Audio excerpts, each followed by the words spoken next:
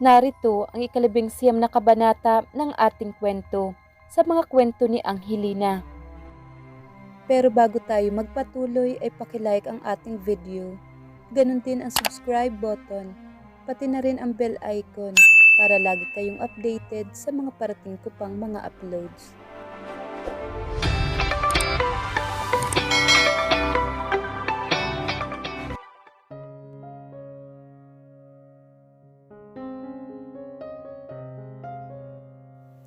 Anong ginagawa mo rito? Ang galit at gulat na tanong ni Jacob nang pagbukas niya ng pinto ng kanilang bahay ay bumungad sa kanyang mga mata si Uno.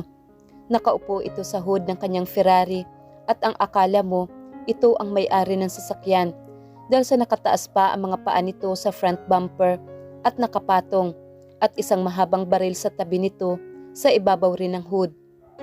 Believe me, Altamonte, ayaw ko rin na narito ako. Ang sagot ni Uno sa kanya, who looked at him with so much boredom. E di umalis ka rito. Wala naman ako sinabi na pumunta ka rito sa bahay ko. Ang galit na sagot ni Jacob. Saka ito naglakad papalapit sa kanyang sasakyan at lumapit sa driver's side. Umalis ka dyan, ang sabi ni Jacob at mabilis naman na umalis si Uno sa ibabaw ng hood. He swung the rifle over his shoulders at pinagmasdan nito si Jacob na pumasok sa loob ng driver's side. 3, 2, 1 ang bulong ni Uno at biglang lumabas si Jacob mula sa kanyang sasakyan. Galit itong lumabas at isinara ang driver's door. Saka naglakad sa likuran ng sasakyan.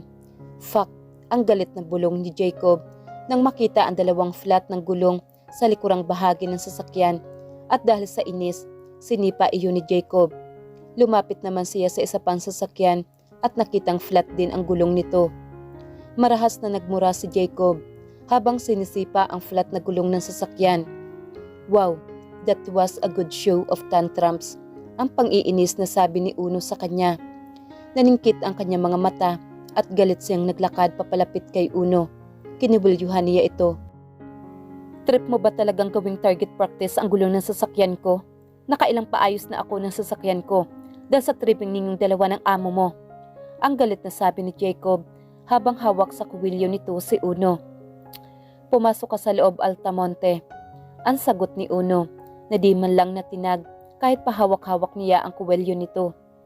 Hindi mo ako kayang utusan, ang sagot ni Jacob at inilapit niya ang mukha niya kay Uno.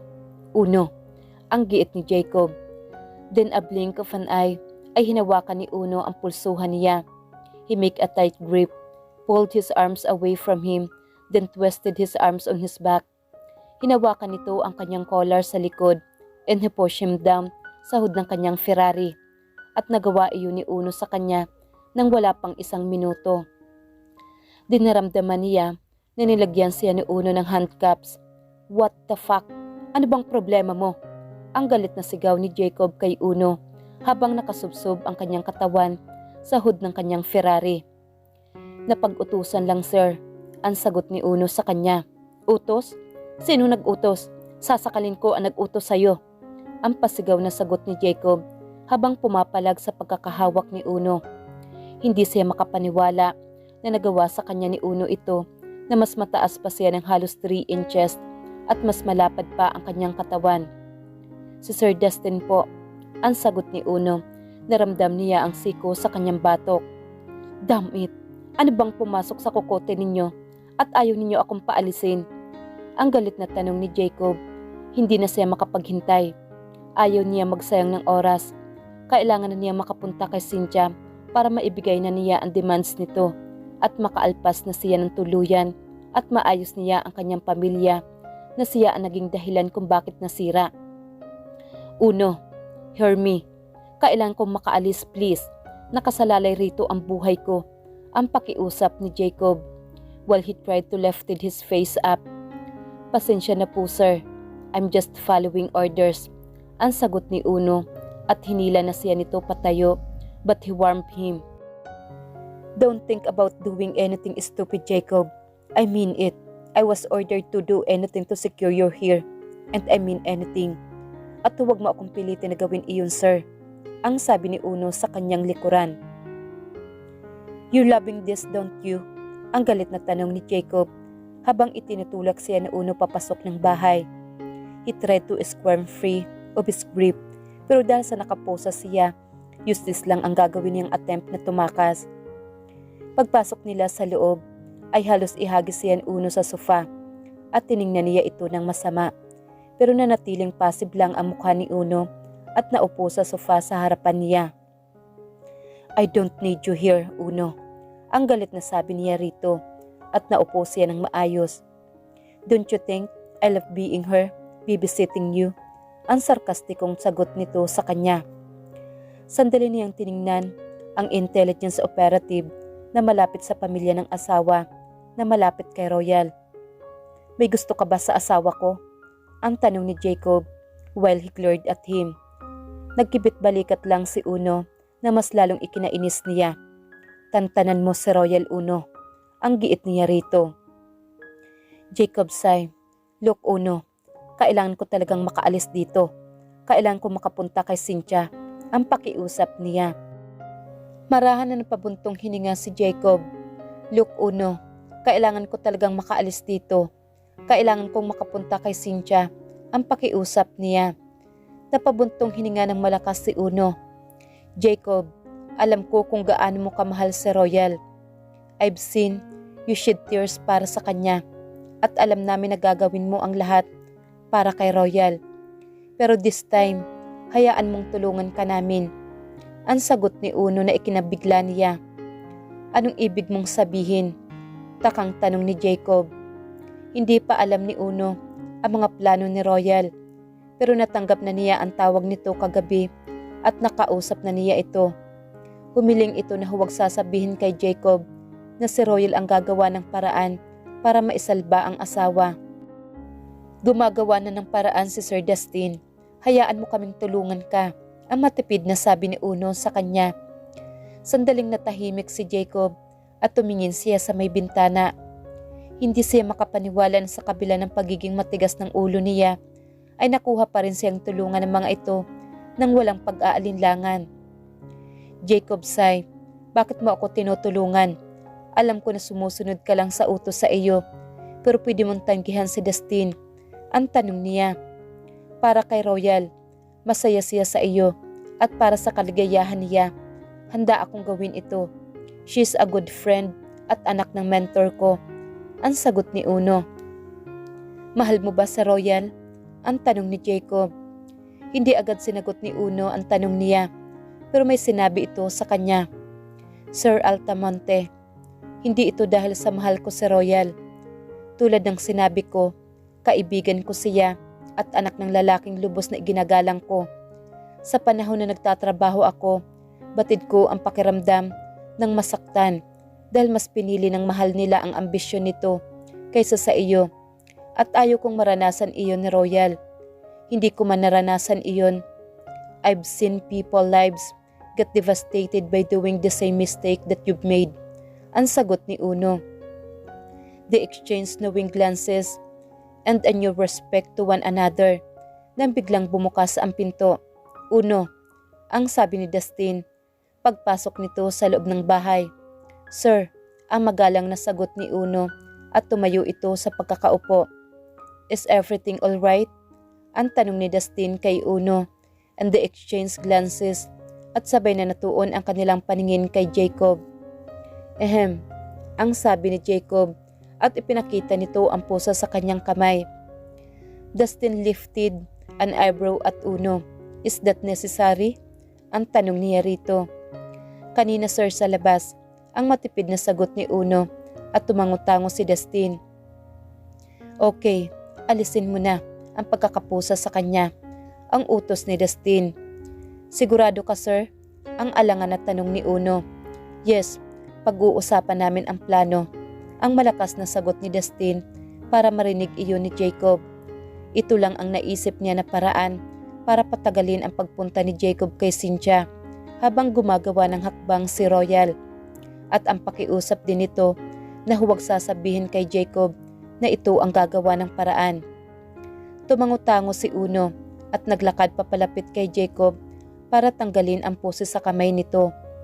Thanks, ang matipid na sabi ni Jacob at tumango-tango lang si Uno sa kanya. Lumapit muli si Uno kay Dustin. "Sir, puntahan mo na si Royal. Kailangan ka na niya." Ang pabulong na sabi ni Dustin kay Uno at tumango-tango ito at mabilis na lumabas ng pinto. "Ano bang plano ang nasa isip mo?" ang tanong ni Jacob sa pinsan. "Una, tawagan mo muna si Cynthia at sabihin mo na di ka makakapunta ngayon," ang sagot ni Dustin. Jacob was skeptical at first, pero kung sinabi nito na matutulungan siya ng mga ito, kailangan niya magtiwala sa mga ito dahil ang huling gusto niyang mangyari ay ang makatabi man lang sa kama si Cynthia. Kinuha niya ang kanyang telepono at tinawagan si Cynthia. May landi ang bawat hakbang ni Cynthia habang naglalakad papalabas ng labi ng isang resort. Kinuha niya ang susi sa front desk ng resort para sa pinareserve ni Jacob na private beach hut para sa kanila. She exaggerated the sway of her lips dahil talaga namang matutupad na niya ang kanyang mga pangarap. Sumakay siyang muli sa kanyang kotse para marating ang beach hut at nang makita na niya ang numero ng hut ay agad niyang ipinark iyon sa tabi. Lumabas siya ng kotse at pinagmasdan ang maliit na kubo kung saan mag-i-stay sila ni Jacob for 1 week. Kinuha niya ang kanyang overnight bag sa backseat at binitbit iyon paakyat ng hut. Pinagmasdan niya ang tila balkon na harapan ng kubo at nakita niya ang isang duyan na nakasabit. She imagined her and Jacob. Napakagatlabi siya sa imahe ng kanyang isipan. Isinuksok na niya ang susi at itinulak ang pinto. At dahil sa gabi na, ay binuksan na niya ang ilaw sa loob at tumambad sa kanya ang loob ng beach hut. May maliit na sala, kusina with fridge. Naglakad siya papasok at tinungo naman niya ang nag-iisang kwarto na may bathroom. Pinagmasdan niya ang kama kung saan naglaro na naman ang kanyang isipan kung anong mga gagawin nila ni Jacob. She decided to turn the dim lights on sa kwarto para sexy ang atmospheres nito habang gumugulong sila sa iba't ibang posisyon sa kama. Inilapag niya ang kanyang overnight bag sa sahig at nakita niya ang isang ice bucket na may nakahubog na champagne at 2 champagne float. Naalala niya ang ginawa niya sa champagne bottle noong gabing nahuli sila ni Royal. "She'll have a glass first of champagne," ang sabi niya sa sarili. Kaya lumapit siya sa maliit na lamesa at dinampot ang champagne bottle para buksan iyon. "Twist the bottle, not the cup," ang malakas na sabi ni Cynthia habang binubuksan ang bote ng champagne. At hindi tulad ng dati ay bumubukas ang bote na wala man lang natapon ni Gapatak. She sipped her champagne, savoring the sweet liquid. Parang ang buhay niya ngayon, matamis. Una, makukuha na niya ng buong buo ang business. Sa wakas, yayaman na siya at hindi na siya magiging dami ng matabang congressman na iyon. At hindi na niya kailangan pang magpagamit ng katawan rito. At ang pinakabungga sa lahat ay matitikman na niya si Jacob. Naiisip pa lang niya ang kahabaan ni Jacob na bumabayo sa kanya ay nababasa na siya. Mukhang mahahawakan pa rin niya si Jacob sa liig nito. Pwede pa rin siyang mag-demand ng sex dito after this week hanggat wala pa siyang pinipirmahan na settlement. At iyon ang gagawin niya. Ang nakangiting sabi niya sa sarili. Tiningnan niya ang kanyang telepono. Naalala niya noong unang araw na dapat ay magkikita na sila. Bigla siyang tinawagan nito at sinabing may aasikasuhin lang muna. At after 2 days ay nakatanggap na siya ng text dito at sinabing it took him 2 days to plan this out of town getaway nilang dalawa. And for what she sees right now, worth it ang paghihintay niya. She received another message from Jacob at sinabing paparating na ito at mauna na siyang mag-shower. Napakagatlabi siya. Maglulublob muna siya sa tub na nasa bathroom. May mga oil siyang nakita para pagdating ni Jacob, her body will fragrant. Mabilis siyang naghubad ng damit at iniwan lang niya iyon na nakakalat sa labas ng kwarto. Hubot-hubad itong pumasok sa loob ng banyo. At tulad ng plano nito, ay naglublob ito sa maligamgam na tubig na may mga oils. Nang lumamig na ang tubig ay umahon na siya at napansin niyang walang roba o towel sa loob ng banyo. Buwisit, ang inis na sabi niya. Nakalimutan yata maglagay ng towels at roba sa banyo nila. She'll drip water sa kwarto. Ang sabi niya sa sarili. Makakatikim talaga sa kanya ang receptionist kapag tinawagan niya ito. Paglabas niya ng kwarto ay halos mapatili siya sa nakita na nakaupo sa wheelchairs. Well, well, well. Look what we have here, Royal said in a very calm but chilling voice. Royal waited patiently inside the coffee shop. Hindi na siya halos natulog sa kakaisip ng mga gagawin. Her adrenaline was so high. Daig niya pa ang nakainom ng 1 galon ng kape sa taas ng energy niya. At dahil doon, nanatili lang siyang nakaupo sa may love set sa tabi ng bintana niya sa kwarto. Hindi niya inaasahan ang turn of events ng mga sandaling iyon. Nito lang ay nagpaanal siya. Then all of the sudden, she filed for a motion to withdraw the petition.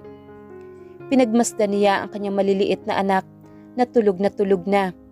Para sa kanila, kaya niya ito gagawin at para sa kanyang sarili. She will bring her family back. Hindi siya makapaniwala na sa loob lang ng magdamag ay nakagawa na siya agad ng plano. Tinawagan na rin niya si Uno at ng mga sandaling iyon, si Uno ang pag-asa niya para matagumpayan niya ang kanyang plano. Nakasalalay kay Uno kung ano ang makakalap nitong impormasyon tungkol kay Cynthia. Ito ang pag-iimbestiga na hindi nagawa ni Jacob. Napabuntong hininga siya. Si Jacob ng mga oras na iyon ay gusto niya itong puntahan para makita ito at makausap at magkaayos na silang dalawa. Pero pinigilan niya ang sarili. Hindi pa iyon ang tamang panahon na magkita sila. Saka na kapag naayos na niya ang lahat at kapag wala na si Cynthia sa eksena. Nakakadalawang kape na siya nang makita niyang pumasok sa loob ng coffee shop ang hinihintay niya. Tumayo siya para batiin ito. Royal, ang masayang bati ng attorney niya at hinalakan siya nito sa pisngi. Sa ikli ng panahon na nakasama niya ang abogada ay nahulog na rin ang loob niya rito. Mukhang magiging treyo na ang pagkakaibigan nila kasama si Elise na malapit ng mga anak. Itinuro ni Royal ang upuan sa kanyang harapan at naupo silang dalawa. I'm sorry Cassie kung naabala kita. Alam kong masyado kang abala sa dami ng case na hawak mo. Umiling ito at ngumiti. Para sa iyo at sa Jacob, gagawin ko ang lahat para matulungan ko kayo. I'm glad that you're withdrawing, Royal. You really deserve love each other. Ang giit nito sa kanya. I'm on my second cup. Can I get you something? Ang tanong niya rito. Umiling ito. I had a first cup this morning. Mamaya pa ulit ang inom ko. Ang nakangiting sagot nito. Kinuha nito ang isang leather satchel at kinuha ang 2 long brown envelope. Binuksan nito ang isa at inilabas ang written petition para sa withdrawal ng annulment.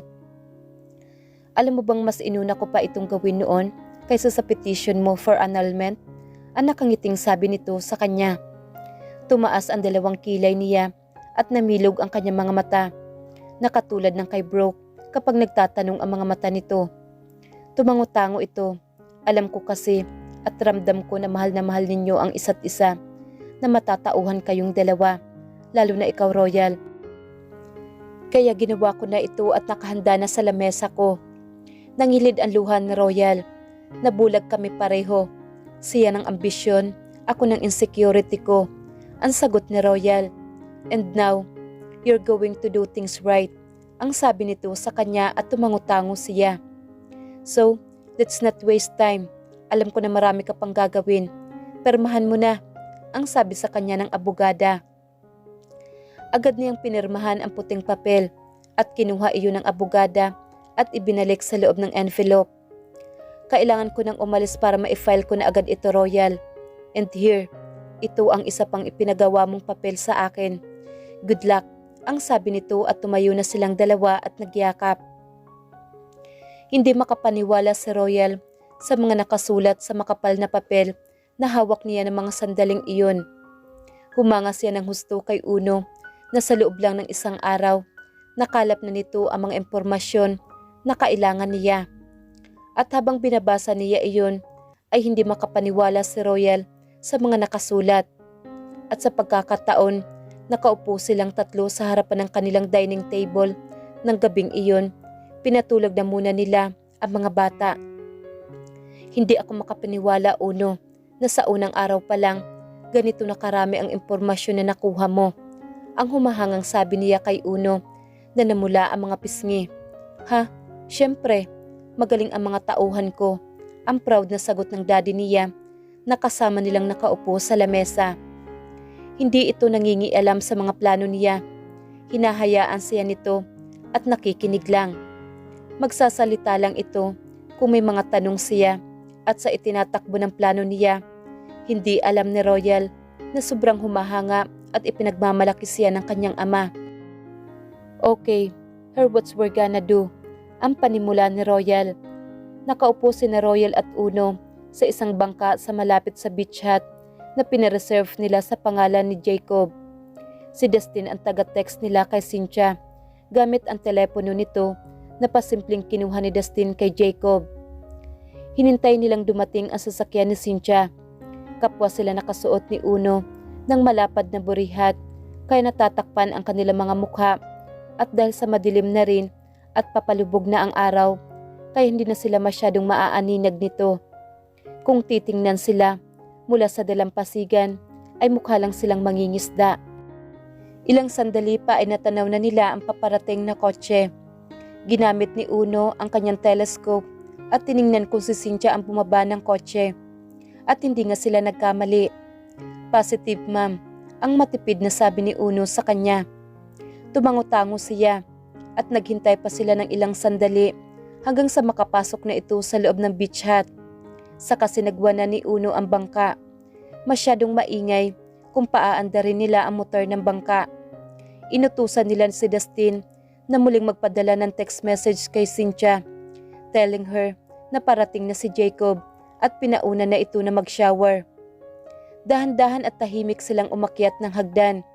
It was a risk ang gagawin nila dahil pwedeng hindi sundin ni Cynthia ang text. Pero pinakinggan muna ni Uno at nang tahimik sa may sala ay isinuot niya ang skeleton key at bumukas ang pinto. Dahan-dahan silang pumasok at narinig nga nila ang lagaslas ng tubig sa loob ng banyo. Mukhang nagbababad ito sa tub, ang sabi ni Royal sa sarili. Agad silang kumilos ni Uno. Inalis nila ang lahat ng pwedeng gamitin ni Cynthia na pang-cover sa sarili nito. Tinampot din niya ang overnight bag ni Cynthia at inligay nila ang lahat sa black bag. Walang natira. Bedsheet, kortina, basahan, ni panyo sa loob. Alam nila na walang tuwalya at roba sa loob ng banyo dahil ibinili nila iyon sa front desk using Jacob's name. Mabilis nilang inilabas ang lahat at inilagay sa bangka at bumalik na sila sa loob at naupo na si Royal sa wind chairs at naghihintay. Isang impit na sigaw ang lumabas sa mga bibig ni Cynthia at pilit na tinakpan nito ang kanyang kahugdan ng dalawang kamay nito. Nagpalingalinga ito na tila naghahanap ng pwedeng ipantakip sa kanyang sarili. Anong hinahanap mo? Ang nakangising tanong ni Royal na nakaupo sa wade chairs. If you're looking for something to cover yours, ang sabi ni Royal.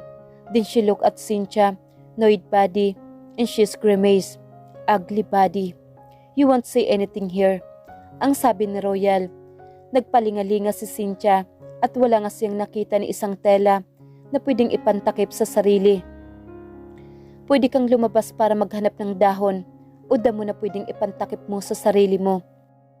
But, as you said before, if you have it, flaunt it. Ang sarkastikong sabi ni Royal kay Cynthia na tumikom ang labi nito na kung dati ay laging glossy, ngayon ay wala itong kulay. Pwede kang maupo sa kutsyon o tumayo. Walang diferensya para sa akin. Ang bored na sabi ni Royal. Cynthia gritted her teeth and she lifted her chin up at naupo sa may kutsyon sa kanyang harapan. Kung sa tingin mo ay mai-intimidate mo ako, Royal, nagkakamali ka. Hindi ako nahihiya na ipakita ang katawan ko. Hindi ako katulad mo na puno ng stretch mark ang tiyan at nahiya ka mag-swimsuit. Ang pang-iinsulto nito sa kanya. Pero hindi nakitaan ng galit ang mukha ni Royal. Ha, umiling sa Royal. Actually, I do wear two-piece swimsuit. At hindi ako nagsuswimsuit sa harapan mo. Hindi dahil sa nahihiya ako sa katawan ko, Cynthia. Dahil baka kapag nakita ako ni Jacob ng mga sandaling iyon on my two-piece, ay di ito makapagpigil. And he's going to fuck me in the pool right in front of you. Ang sagot ni Royal, and she smiled sweetly at her angry face. Tumikom lalo ang bibig ni Cynthia at nanlaki ang butas ng ilong nito. Uno, ang sabi ni Royal kay Uno na nakatayo sa tabi ng upuan at iniabot nito ang sheet ng papel na nakalahad niyang kamay. Uno, I'm sorry if you have to see this. Ang paghingi ni Royal ng paumanhin kay Uno at ang tinutukoy niya ay ang hubad na katawan ni Cynthia. Napatingin si Uno kay Cynthia na lumiyad pang lalo para asarin si Royal. Do you like what you see? Ang tanong ni Royal kay Uno. Ma'am, matibay naman po ang sikmura ko. Sanay po ako na makakita ng mga caustic image sa mga crime scenes. Ang sagot ni Uno kay Royal. Isang malakas na tawa ang pinakawalan ni Royal at lalong tumikom ang mga labi ni Cynthia. How dare you insult me? Ang galit na sigaw ni Cynthia. Pero sa tingin ko po ma'am, gayon ay hindi muna ako kakain. Baka hindi muna ako makakain ng ilang araw. Ang dugtong ni Uno. Buwiset ka, ang sigaw ni Cynthia. Cynthia, nawawala ang poise mo. Ang paalala ni Royal. Ano bang gusto mo? Ang sigaw na tanong ni Cynthia sa kanya. Uurong ka sa partnership at hahayaan mo na ang buong business kay Jacob. Wala kang kukunin ni Cinco, ang sagot ni Royal. Isang malakas na tawa ang lumabas sa mga labi ni Cynthia at umiling ito. Hindi ko gagawin iyon. Ang asawa mo, ang gustong kumawala sa partnership, hindi ako. Kaya ang usapan namin ay ibibigay niya ang buong business sa akin. Ang sagot ni Cynthia. Kaya nga ako nandito para baguhin ang lahat, Cynthia. Ikaw na ngayon ang aalis sa partnership at ibibigay mo yun lahat kay Jacob. Ang giit ni Royal. I'm not going to do that. Ang matigas na sagot ni Cynthia. Marahan na naglapat ang mga labi ni Royal at tiningnan niya ang hawak niyang papel. Let's see, ano nga ba ang nakalap na impormasyon tungkol sa'yo? Oh yes, you're from Brazil, etc. etc. Nakarating ka ng Pilipinas noong 1995. Then, ang sabi ni Royal habang binabasa ang papel. Wow, this is something. You're so proud of yourself na ipagyabang iyang boobs at puwet mo. Hindi naman pala iyan totoo. Ang natatawang sabi ni Royal. Year 2005, your boobs. Year 2006, your puwet. Ang natatawang sabi ni Royal. You mean, those were like balloons? Kung tusukin ko ba iyan ng karayom, puputok ba yan? Ang natatawang sabi ni Royal. At pati si Uno ay napakunot ng noo kay Royal habang pinagmamasdan siya nito. Hindi nito napigilan na mapailing at bahagyang natawa. Stop insulting me, ang sigaw ni Cynthia. Umiling sa Royal, oh no, hindi ito insult, Cynthia, that's the truth. Ang giit niya. Kung sa tingin mo ay ibibigay ko kay Jacob ang business, dan dahil lang diyan, hindi ko gagawin iyan. Ang sigaw ni Cynthia. Umiling sa Royal. Nagsisimula pa lang ako, Cynthia. Ang sagot ni Royal na nakangisi. Hindi ako katulad ng asawa ko na hindi nagre-research. Kaya mo siya naloko at napaniwala na ikaw ang nagmamay-ari ng mga research. Hindi ikaw, Cynthia. Isa ka lang dami in every sense of the word. Ang tunay na may-ari ang unlover mo na si Congressman Montenegro. Ang mariing sabi ni Royal at namutla lalo si Cynthia. Kilala mo ba ang asawa ni Congressman Montenegro? Ang Dowager of the South? Si Mrs. Montenegro, which was napakaliit ng mundo, kaibigan ko. Imagine that. Alam mo ba kung bakit tinawag ito na Dowager? Marami na itong ipinapatay at halos lahat ay babae ng asawa nito. Ang sabi ni Royal na mas lalong namutla si Cynthia. Ang kulay tanabalat nito ay namuti na at kita ang takot sa mukha nito. May hawak kaming records at videos na magkasama kayo, Cynthia. Sabay pakita ni Royal ng USB. Magaling ang intelligence ko. So now again, tatanungin kita. Ibibigay mo ba sa asawa ko ang buong business without any legal action kapalit ng pananahimik ko sa sekretong relasyon mo sa asawa ni Mrs. Montenegro? Nanginginig na tumangutango si Cynthia. Ibibigay ko ang gusto mo, pero kailangan ko ng written. Oh, please, don't insult my intelligence, Cynthia. Napaghandaan ko na iyan. Ang sagot ni Royal at inaabot ni Uno kay Royal ang papel at ballpen. Written settlement agreement. Nakalagay diyan na nagkaroon kayo ng settlement between you and Jacob at iiwan mo ang buong business kay Jacob at wala kang hahabulin ni Cinco. Ang sabi ni Royal. Matagal pa muna na tiningnan ni Cynthia ang papel na tila ba nag-aalangan pa na pumirma. Isang tawag ko lang, Cynthia, at goodbye ka sa mundong ito. Ang banta ni Royal. All right, pero kaliwaan tayo. Pipirmahan ko ito, pero ibibigay mo sa akin ang USB at ang mga papel. Ang demand ni Cynthia. Sure, ang nakangiting sagot ni Royal. And oh, Cynthia, don't even think of not fixing your real signatures because I know your signatures. At parang remote control ng bomba ang hawak kong telepono. Sasabog ka talaga. Ang banta ni Royal. Nanggigil ng husto si Cynthia at mabilis na pinirmahan ang 4 na kopya ng papel. Iniabot ni Royal kay Uno ang USB at papel at nagpalitan sila ng pag-abot ni Cynthia. Tiningnan muna ni Uno ang mga perma at nag-thumbs up ito sa kanya. Tumayo na si Royal at naglakad sila palabas. Alam mo, iiwan ka ni Jacob dahil magsasawa yun sa katulad mong parang kawayan. Ang sabi ni Cynthia nang palabas na sila ng pinto. Hindi na siya pinansin ni Royal at tinawakan niya ang doorknob ng pinto ng kwarto. Matapang ka lang naman kasi kasama mo yung aso mo pero wala kang ibubuga. Pagsisisihan mo ito. Natigilan si Cynthia nang sasabihin na makita niya mabilis na pumihit ang katawan ni Royal at naglakad ito pabalik sa kanya at sinapak siya nito sa kanyang mukha. Nalasahan niya ang dugo sa kanyang bibig. Kulang pa yan kumpara sa mga sakit na ibinigay mo sa pamilya ko. Alam mo, hahayaan na lang sana kita para pagbigyan ka ng pagkakataon na magbago. Pero sa mga sinasabi mo, hopeless case ka na at hindi ko hahayaan na guluhin at saktan mo ang pamilya ko. I am the general's daughter but I don't follow the rules. Ang sabi ni Royal sabay dial ng kanyang telepono. Ma'am, she's all yours. Ang sabi ni Royal sa telepono at nakita niya ang takot sa mukha ni Cynthia. Tumalikod na siya at naglakad palabas at narinig niya ang sigaw ni Cynthia. Nangako ka! Nangako ka! Walang hiya ka! Ang sigaw ni Cynthia. Lumingon si Royal rito. I lied. Ang nakangising sagot ni Royal at lumabas na sila ng bahay. Paglabas nila ay nakasalubong nila paakyat ng hagdan si Mrs. Montenegro, nakasombrero at nakashade. Nasaan ang po? Ang tanong sa kanya na matandang babae. Nasa loob po. Ang sagot ni Royal. You'll be silent about this. Ang sabi sa kanya na matanda at tumangutango siya.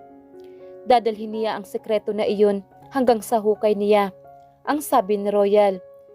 Naglakad sila ni Uno pabalik ng bangka at nadaanan nila ang sasakyan ni Mrs. Montenegro at naroon sa loob ng isang matabang lalaki na nakapiring at nagkatinginan na lang sila ni Uno at narinig nila ang malakas na hiyaw ni Cynthia sa loob ng beach hut.